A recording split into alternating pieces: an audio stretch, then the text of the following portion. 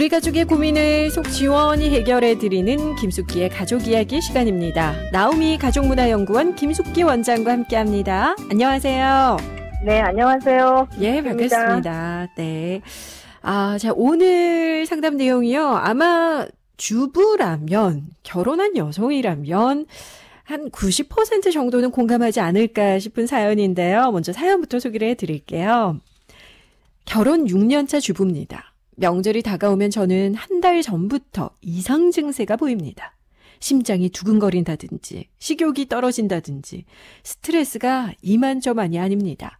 물론 다들 명절 증후군을 겪는다고는 하지만 저는 명절 선물을 뭐 해야 하는지부터 명절날 하루 종일 음식하고 어른들 상 차리고 설거지하는 것까지 온통 그 생각으로 피곤하고 힘들고 괴로워서 아무것도 손에 잡히질 않습니다.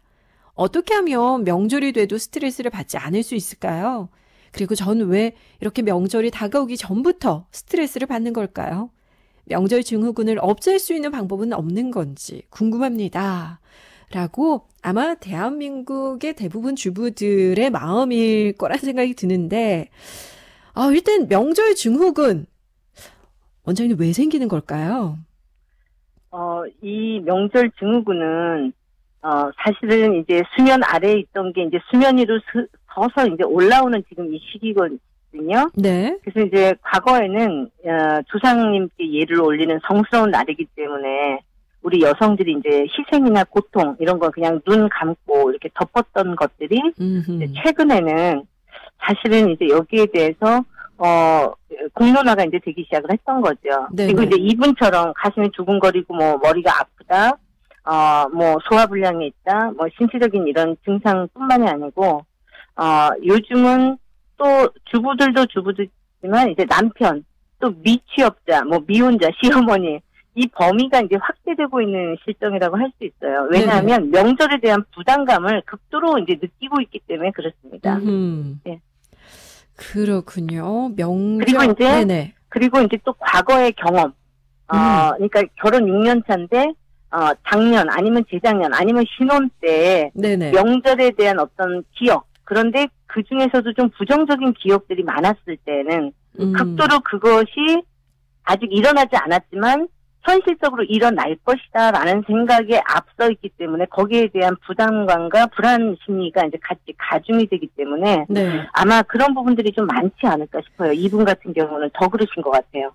그러면 저도 저는 글쎄요 명절 스트레스가 아직은 없는 것 같은데 저희 어머니를 보면 맏며느리셨는데 항상 명절이 다가오면 저희 어머니 아버지가 자주 싸우셨어요. 그러다가 이제 그래도 이제 원장님 말처럼 조상을 또 모셔야 되니까 그 시골 할머니 댁 가서 이제 어머니 하루를 이렇게 지켜보니까 정말 힘드시더라고요. 아침에 차례 지내고 치우고 설거지하면 또 손님이 오시면 또 상 차리고 또 치우면 또 손님이 오시고 또 상 차리고 이게 하루 종일 반복이니까 힘들겠다 맞습니다. 싶더라고요. 그런데 이제 많은 제가 이제 여성을 함께 만나서 이야기를 해보면 네네.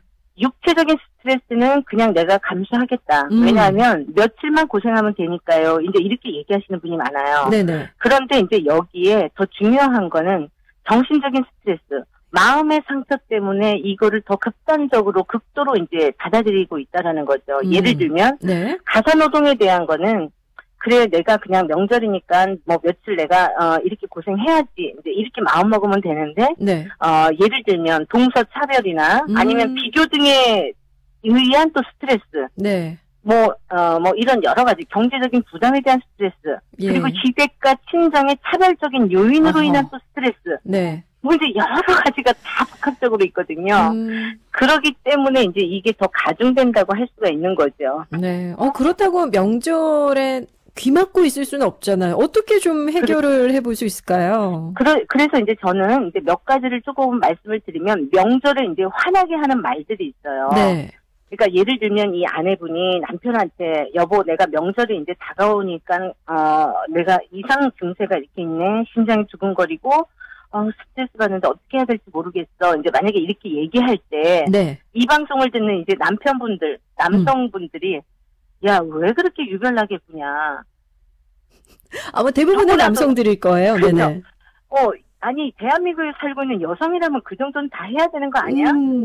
아니, 당신은 굉장히 유별나다. 이제 이렇게 만약에 이야기를 한다면, 네.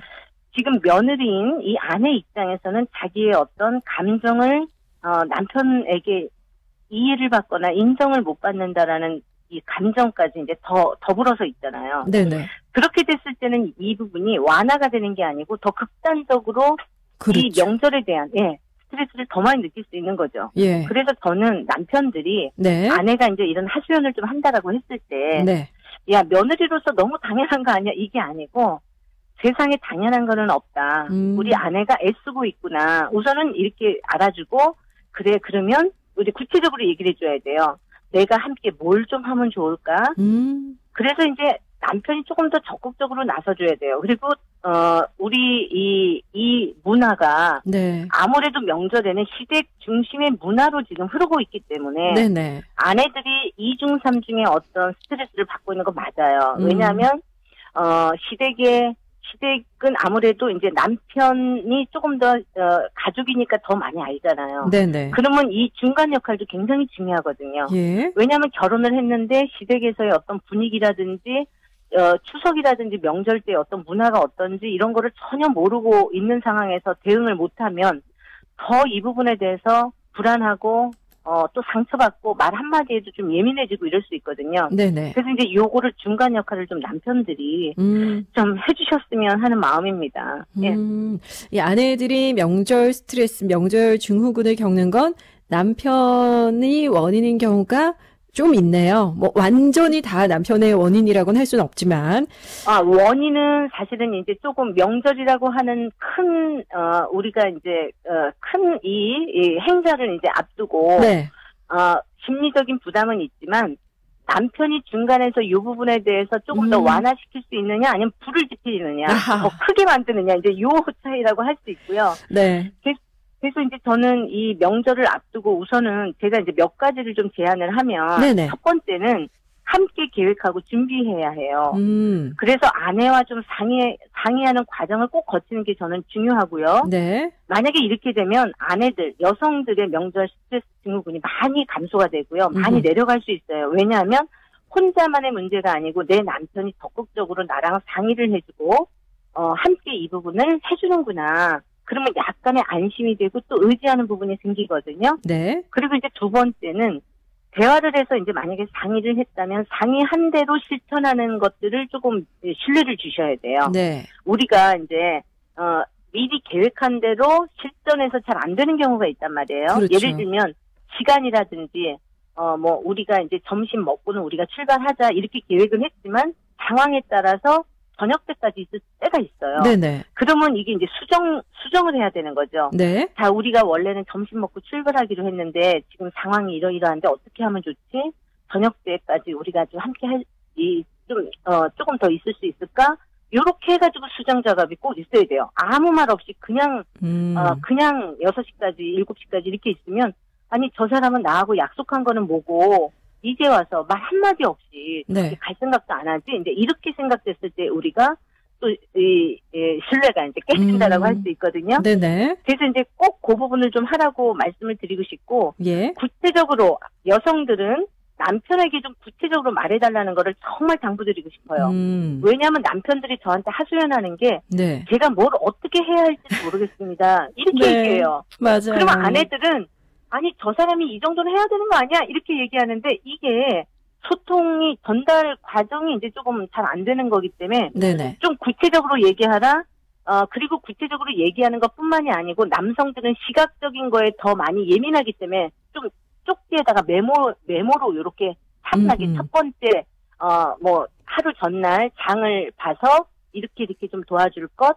두 번째 뭐 차량 점검은 어떻게 할 거. 이런 식으로 좀 구체적으로 좀 얘기를 해주면 네. 남편들이 그 부분에 대해서 좀 마음속에 이제 염두를 해뒀다가 아내가 이 부분은 하라고 했지 해가지고 이제 조금 더 구체적인 부분을 조금 함께 할 수 있다라는 거죠. 네. 그리고 남편도 네. 아까 얘기했지만 내가 이번에 뭐를 좀 하면 좋겠어? 이렇게 좀 물어봐 주시는 거.